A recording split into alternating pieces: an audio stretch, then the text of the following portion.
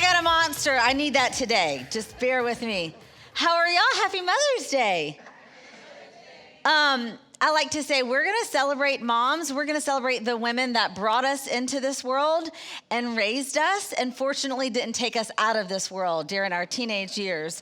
But you were probably told that. And what I like to do is on Mother's Day, oftentimes people will have moms stand. But I like to do it a little different because I feel like that the moms are always the ones that have to get up. You know, if you're at the kitchen table and somebody needs more to drink or more salt or the butter, or at night, somebody needs to go to the bathroom or a sippy cup, mom always is getting up. So what I want to do is I want to honor all of you moms with a standing ovation, and I want you to get to stay seated. Okay, so you stay in your seat, and if everyone else will stand and give our moms a round of applause, a standing ovation.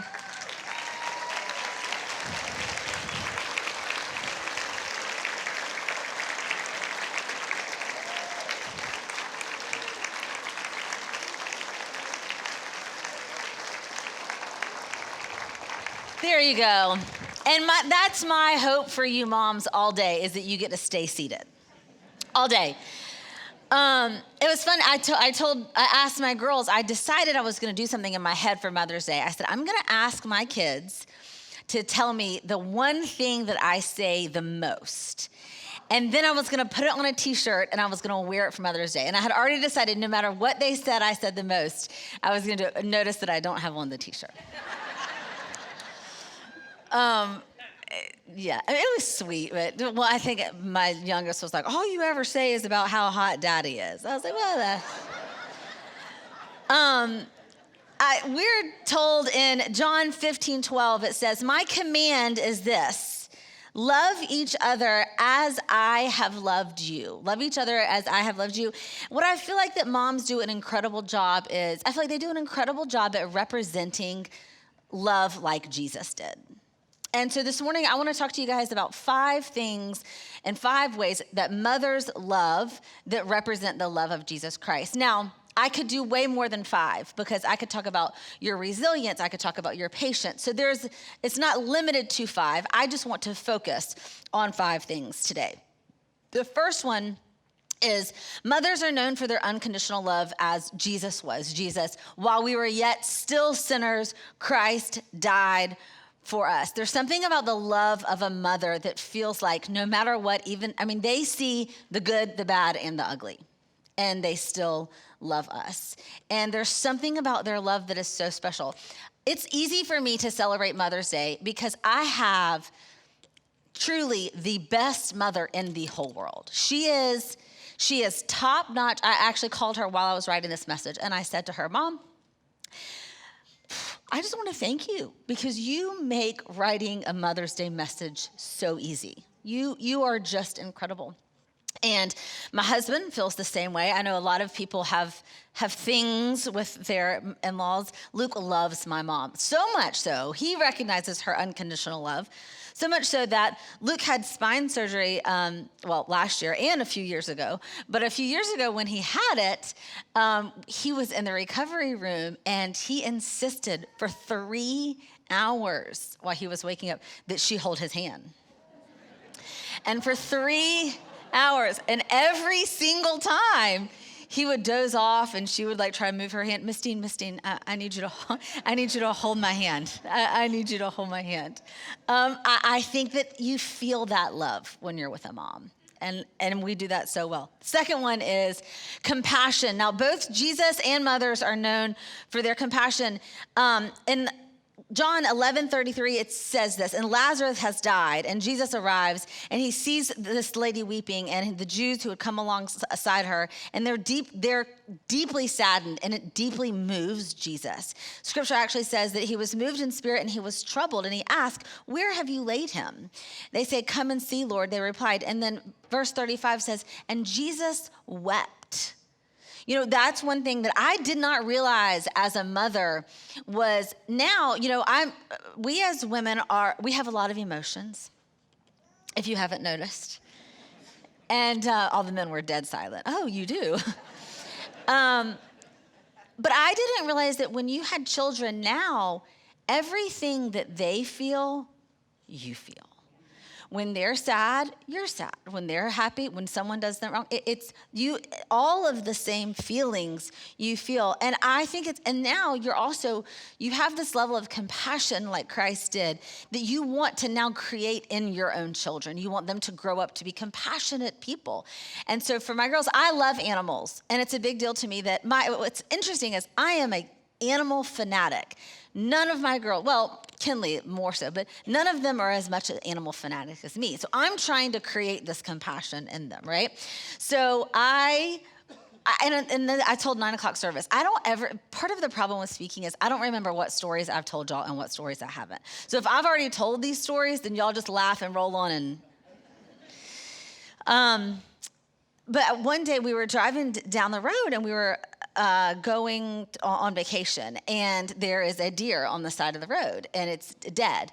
And the mom deer had babies. One of the babies was dead, and one of the babies was alive. So Luke turns around, and Luke drives way, took way long to slow down, way down, thinking, I'm not going to walk that far back to rescue the baby. So I get out of the car and I walk all the way, way down the interstate. And I see the mom is dead, and there's this baby deer sitting like a foot away from the road. So I scoop that baby deer up, and all 3 of my girls are sleeping in the car. I get in the car and I sit down, and Luke looks at me and he goes, so what's your plan? I was like, I don't know, but it's not going to stay there. And so I ended up calling the wildlife rescue people, and they're full. They're deer capacity, they're at capacity. So they were like, if you can keep it for 6 weeks, then it moves to where we can put it in the pen. I was like, well, actually, I have nothing going on for the next 6 weeks. So that works out great. The only problem was the vacation rental home we were going to was no pets allowed. So I had to stick it in a pillowcase to get it in the house. But so anyway, I say all that to say, I'm working on them being compassionate, and I think it's working because they wake up from their nap and none of them bat an eye or think it's slightly odd that we now have a deer in the car. And so I have a video. Look at how normal this is for them right here. Look. This is just everyday life. Yeah. Because we're compassionate moms. Every one of you would have, every one of you. Isaiah 66:13 says, as one whom his mother comforts, so I will comfort you. And I love that because there's this thing on the inside, and we love so deeply that we want to comfort them.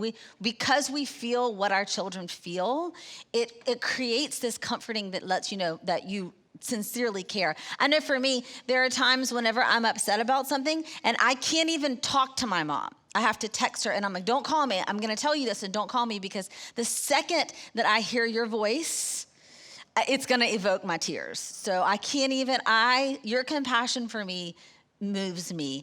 I remember when Blakely was little, it took a long time for Blakely to get hair. My oldest. Years. And so she was 3 and her hair still looked like she was most of your 6-month-olds.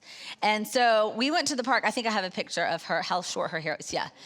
And we went to the park, and there were some older kids making fun of her, saying that she looked like a little boy. And it wrecked me. It didn't bother her at all. It didn't faze her at all. But that night, I remember laying in the bed and just crying and telling Luke, I just don't want her to have to grow up in a mean world. I just don't. You have this deep level of compassion that I truly believe that is such a representation of when we hear that Christ died for us while we were yet sinners. He loved us.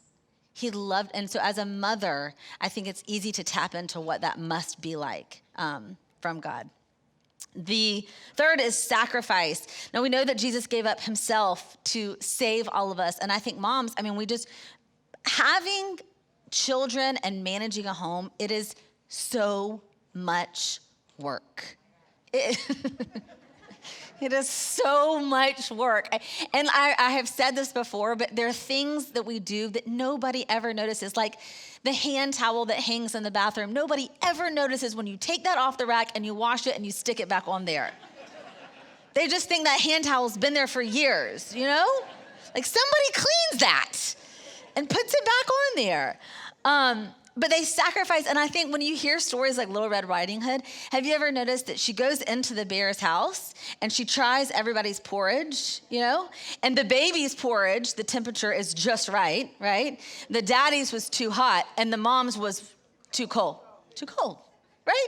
Because she sacrificed so everybody else could have the porridge at the temperature that they like for them to have.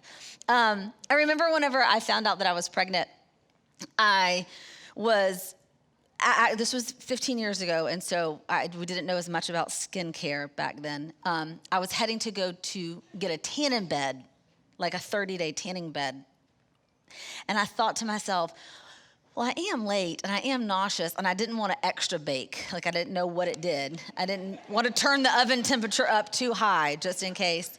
So I got a dollar store pregnancy test, and me and Luke and my cousin Chris were at this Hardee's right here on Ashley Phosphate. So I go in the bathroom at Hardee's, and I'm like, I think that's a faint line. And so I'll come out, and Luke's like, no, I don't see anything. He's colorblind. And I was like, I'm pretty sure that's a line. So he says to Chris, go right there to CVS and get one that says pregnant or not pregnant. Like, no, we're not going to have to. So I go or Chris goes and gets one, and sure enough, it says pregnant. And Luke's like, I still don't know if that's. So I called a friend of ours that's a PA, Mr. Ed Morgan, and I said, hey, I was just wondering if you could help me with a medical question. I have a positive pregnancy test. And he was like, well, you're pregnant. And so I remember telling my mom and dad, we were actually in a meeting and we were going over stuff for the church. So I wrote all the notes on the notepad, and as my dad's going through them, like one of the points was like, oh, by the way, you're going to be a grandparent. And I remember it was just sheer celebration that quickly turned into like, I was so sick. I had a feeding tube and PICC line, and it was awful. It was very, very much of a struggle and a lot of sacrifice. And I remind the girls often how much I sacrificed. But I remember at one point, I was upstairs in my parents' house. I actually had to move in with my mom and dad so that Luke could go to work, and he stayed with me, but I needed someone to take care of me during the day. And I remember I was bending over the toilet for like the 700th time that day, and I was just throwing up. At this point, I was dry heaving because I couldn't eat anything. And I remember like reaching up and grabbing his shirt, and I was like, never. It's like, we will never, say right now, we're never doing this again. He's like, we're never having another baby. And I was like, we can buy them? I was like, but I'm never carrying another child again. And then not too long after that, we were, sat at the fertility clinic paying to try to get pregnant again. Had our second, and then she was 3 months old, and I was on birth control whenever I got pregnant with the third. 3 months old. She was 3 months old. I had a 2-year-old, a 3-month-old, and then I remember telling my dad, and I was like, I don't know how this happened. And I meant because I was on birth control, and my dad was like, well, I can tell you how it happened. And I was like, please don't. But every time I had to move into my mom and dad's house, like me and Luke and however many kids. So we had just moved out like 3 months before. We had just got back home. And then there we come with my throwing up self and my 3-month-old and my 2-year-old. And I'm like, we're back. And so you can take care of me all day and all the kids so Luke could go to work. And they did. And they worked endlessly for those 3 years that I was pregnant, taking care of me. And I remember the degree of sacrifice when I realized how much sacrifice my mom was making when Luke had to come home one day and sit with me because she had an appointment, and she was so excited for her appointment because she was finally getting out of the house. And she had sat with me in the house, and she was going to get a root canal. And she was beside herself to go get a root canal because she got out of the house. And I was like, you've been in here with me for 3 years. But she just, without question, it was just, I was her sole priority, and she didn't think twice about sacrificing. And I think it's just such a representation of our Father God. The fourth is strength. Jesus, I feel like, is the ultimate symbol of strength. And I think the truth is the reason why so many moms have the strength that they do have is because they draw on their strength from Jesus. Because there is something so strong about a mother, and especially about a mother and her faith. There's nothing like calling your mom whenever you need her to pray for you. There's just, it's its own thing. A praying mother is its own. I remember whenever Luke and I got the call about fostering the baby that we are fostering right now, and I got the phone call, I said it to Luke, and immediately, like before I could even process or think, I immediately called my mama. And I'm like, Mama, do you think I can do this? And she's like, you absolutely can do it, and you're not alone, and me and Daddy are gonna be right there with you. But I needed her strength for me to be strong. And I'm a whole grown adult. We're not going to go into how old, but I'm a whole grown adult that needed that. And whenever you read in scripture and you hear about, there was a time that Jesus got mad and he was at the temple and he flipped over some tables. What made him so angry was his children were coming to the temple to make their sacrifices. And so there were purchases that had to be made. And the people knew that these people were traveling from far places, and they couldn't bring everything that they needed. So there was going to be the stuff that was there that they had to purchase. So they knew that, and they were uppricing people. They were taking advantage of people. And so Jesus goes in, and he just flips the whole place upside down. Now that, to me, is one of the biggest pictures of a mama, because if I sit back and I watch you wrong my baby, and there's not a mama in here that wouldn't flip some tables for their baby. You know what I mean? It is the picture of strength. Jesus is that. Proverbs 31 says she is clothed with strength and dignity. We flip the tables with dignity. But we are clothed. And the number 5 is forgiveness. I feel like Jesus is so willing to forgive. If you look at the whole reason that Jesus had to come to this earth was because his kids, Adam and Eve, got it wrong. And then we all did from that point on. And so just the if anybody else demanded and then did the things that our children did, we wouldn't take that from anybody else. But our babies, I remember when we were little, my mom, when we used to go to church, we had to get dressed up. We wore those big clown pants, like pantaloons underneath our dress, with crinolines, big dress that spun around, the big bows. It was a show. And pantyhose, the whole thing. And my mom would get us all dressed, and then we would sit and watch the Flintstones while she got ready. So like that 30 minutes, And one morning we got dressed, she got us all dressed, and then me and Macy decided that we were gonna clean out the fireplace. And so she came out from getting dressed, and we were covered in soot and ashes from head to toe. And I remember her being like, the only thing I asked you to do was just sit here for 30 minutes and watch TV. But by the time we got to church, she had forgave us, and it was no big deal. And we have such a forgiving God. And I feel like that being able to understand that forgiveness is so possible, because I can't even count the times that my mother has forgiven me for all the stuff that I have done wrong. I want to tell you guys a story, and it's a story about a lady, and she received a gift, and it was a gift that she had been wanting for a while, and she had asked for it actually for Christmas. Thanks. She had asked for it for Christmas, and when she opened it, it was far exceeded all of her expectations. So she says to her husband, she said, it's perfect. I can't even imagine all the incredible things that I'm going to be able to do with my brand new, over the top, perfect label maker. Lindsay started with the pantry, and now her pantry was really organized, but she went in there and she wanted to make sure that everybody could tell the difference between the rice, the cereal, and all of the grains. So she got that, and then she moved from there to the spices. And when she got to the spices, she put them all in the same size container, put them in alphabetical order, and then labeled every single one of them, right? So she said, the saffron will no longer hide from her, not ever again.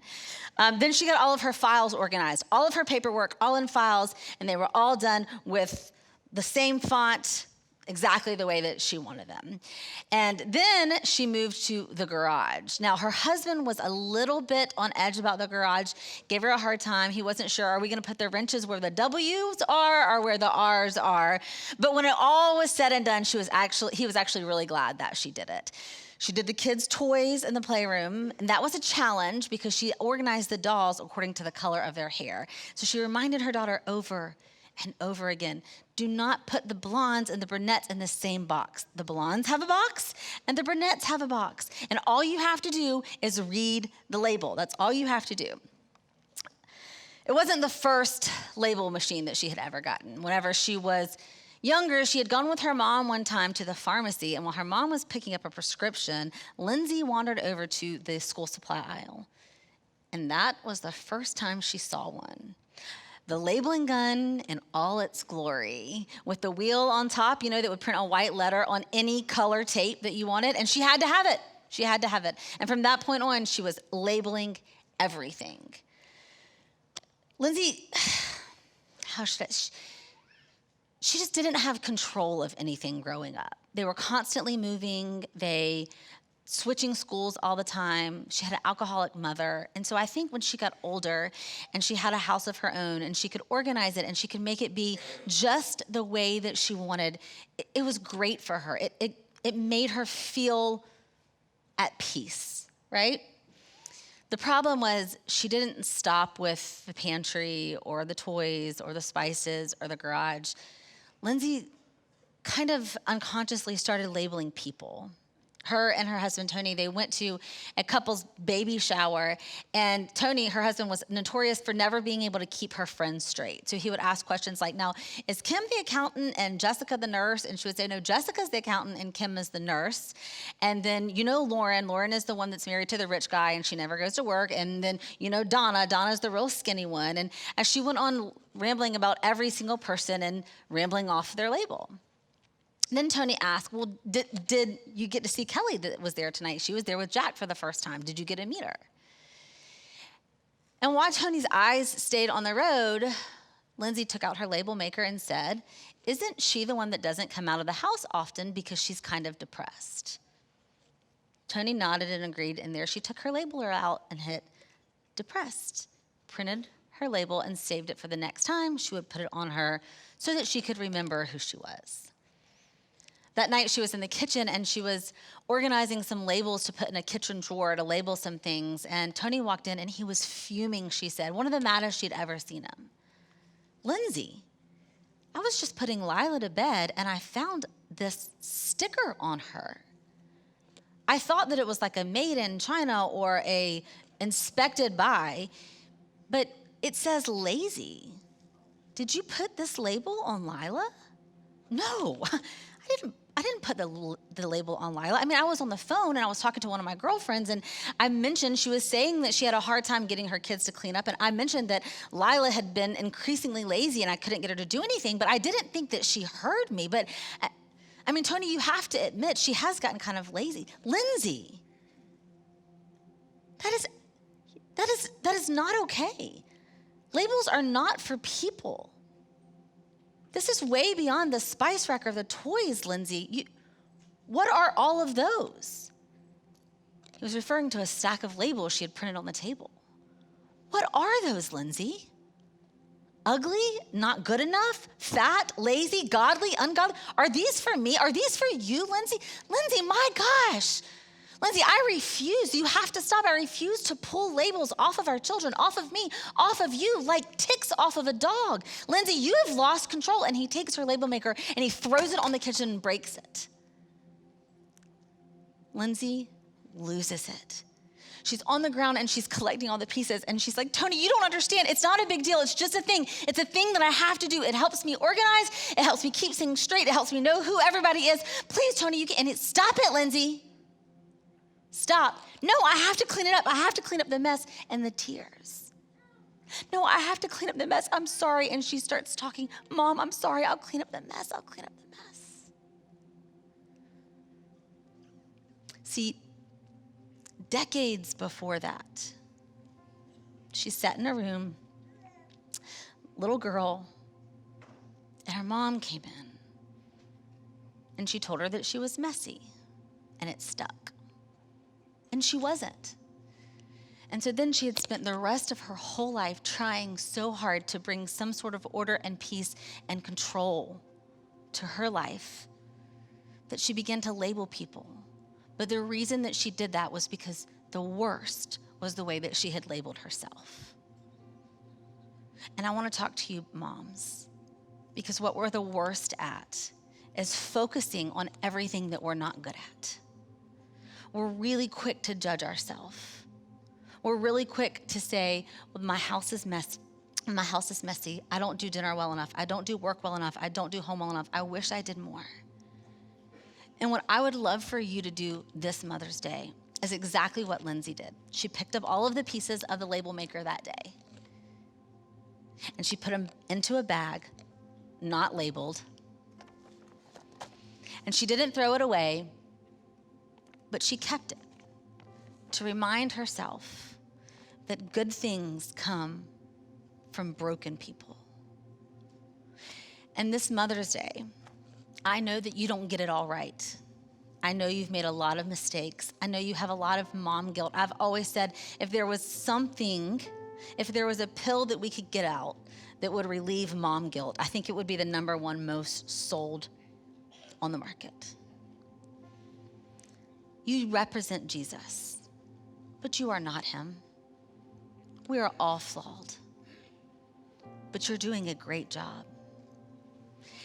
And whenever God made mom and dad, he wanted our children to be able to grow up and to be able to understand what unconditional love felt like, what strength felt like, what sacrifice felt like. And so he put you moms in their lives so that one day when someone would say, hey, you've messed up, you're not perfect, but there's a God that loves you no matter what, that they would say, that's a very easy concept to understand. My mom loves me that way. And that their faith would grow and it would be made strong, and it would be an easy concept because they had lived that life. They had felt what that feels like. So this Mother's Day, I honor you. I honor you for being a picture and an image bearer of Jesus Christ for your children. And I want you to go home, and I want you to look in the mirror, and I want you to think to yourself, what label have I put on myself that would say I'm not good enough? And I want today, this Mother's Day in 2023, for you to make a conscious effort to pull off all of the labels that highlight your shortcomings and honor yourself this Mother's Day. Is that a deal? Deal. Before we go, I want to do something that I love on Mother's Day, and that is I like to give out some flowers to some of our moms in here. And so what I want to do the newest mom.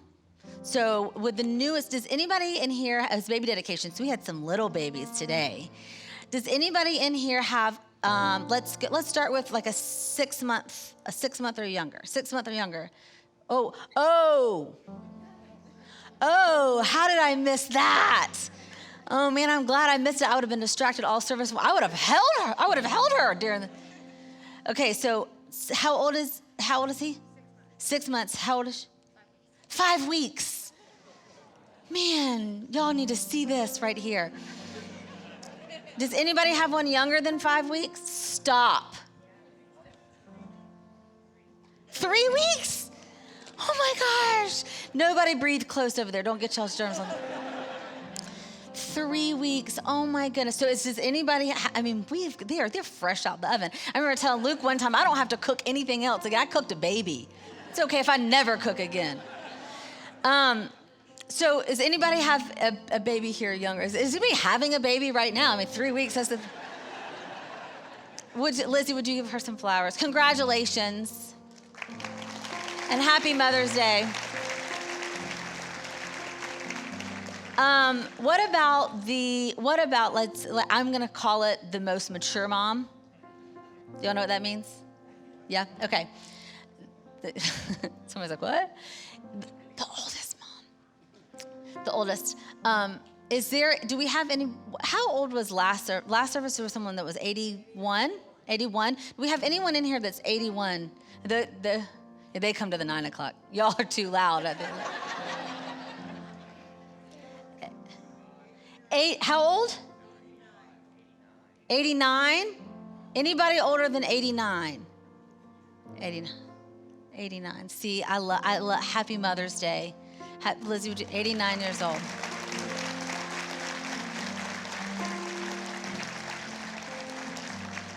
I have to tell y'all because y'all are going to enjoy this. I don't know how many of you were here, but we have a standing joke one time when I was pregnant, and so Luke was taking care of all the kids, and he made the comment, I feel like I should be celebrated for Mother's Day.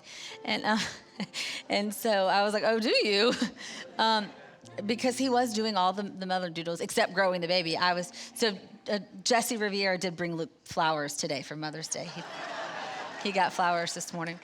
Okay, what about the mom in here with the most kids?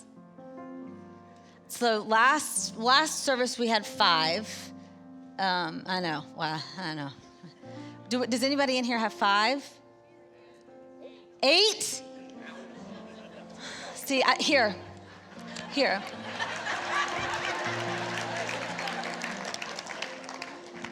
Does anybody in here have more than 8? I hope that 3-week lady doesn't raise her hand, because that's... Does anybody have more than 8? Anybody have more than 8? Bless you. Happy Mother's Day. Lizzie, can you? Hey, Chad, I'm going to do this, and she's going to... I've got one of my sweet friends right here that her mother is not with her for this Mother's Day. Regina right here. And I know that's tough.